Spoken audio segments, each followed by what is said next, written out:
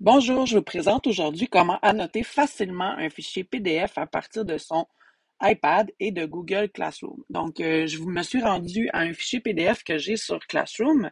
Il s'agit simplement de cliquer dessus et vous allez retrouver dans le menu à droite supérieur droit la boîte de partage. Et à ce moment-là, on vient ici et on choisit Annotation.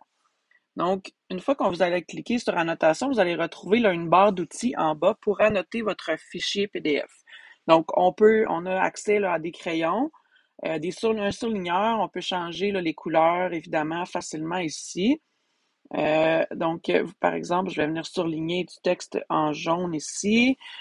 Par la suite, vous avez accès à un crayon. Là, c'est certain qu'avec le crayon, vous pouvez écrire avec vos doigts, mais c'est beaucoup plus facile là, d'écrire avec un stylet pour pouvoir écrire plus facilement là, et plus lisiblement, bien sûr.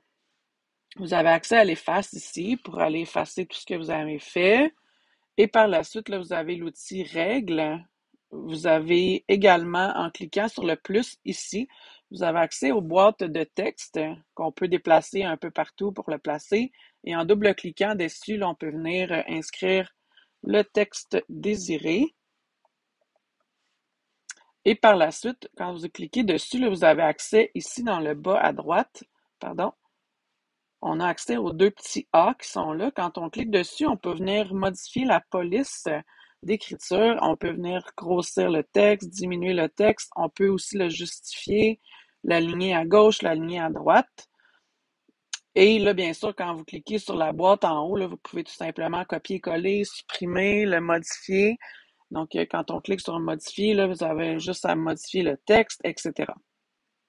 Donc, ça, c'était pour ajouter des boîtes de texte. Vous pouvez ajouter une signature. Vous avez accès à la loupe pour pouvoir lire plus facilement là, certains passages, mais il y a aussi la possibilité là, de venir tout simplement zoomer avec les doigts, là, comme on le fait à l'habitude. Donc, on va supprimer la loupe. Par la suite, dans le plus, vous avez accès à différentes boîtes de texte, des flèches, des bulles de texte. Et finalement, l'autre menu ici, là, on peut faire la réduction automatique là, pour que le menu s'enlève du bas de l'écran. Là. Parfois, on a besoin de le lire, mais on a besoin de lire ce qui est au bas. Donc, le menu va venir se placer là, ici. Puis quand on veut changer d'outil, on a tout simplement à cliquer. Puis vous pouvez faire la même chose avec la petite flèche qui est ici pour réduire le menu. Non, ça c'était annulé, pardon. Donc là, on avait fait réduction automatique. Donc, dès on clique sur le texte, la boîte va disparaître en bas. Puis quand on a besoin de changer d'outil, on fait tout simplement revenir et ainsi de suite. Une fois que le fichier est terminé d'annoter ou qu'on veut tout simplement l'enregistrer, on clique sur OK et par la suite, on peut faire enregistrer le fichier dedans. Là, il y a d'autres possibilités également. Là, vous pouvez venir ici dans la flèche de partage à nouveau, là, puis vous pouvez enregistrer dans le fichier. Donc, il y a plusieurs options qui sont là.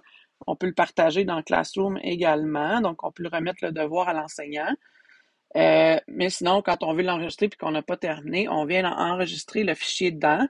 Et là, vous avez accès soit à Google Drive, vous avez accès sur mon iPad, donc les dossiers qui sont dans Fichier, et vous avez accès à votre iCloud également. Donc, évidemment, Google Drive fonctionne avec tous les outils Google. C'est souhaitable de venir le classer. Donc, dans ce cas-là, on a tout simplement à choisir le dossier et cliquer sur Enregistrer. Puis, si jamais on n'a pas le dossier de créer, là, on peut le créer directement à partir de l'application pour venir le classer. Donc, on va faire Enregistrer. Donc, moi, je vais choisir Drive. Je vais choisir mon dossier et je vais cliquer sur Enregistrer. Voilà. Donc, comme je vous disais, là, vous avez accès à... Donc là, on peut venir le réannoter et vous avez accès à d'autres options de partage là, ici directement dans la boîte de partage. Alors voilà, j'espère que ce tutoriel vous sera utile. Je vous souhaite une belle journée.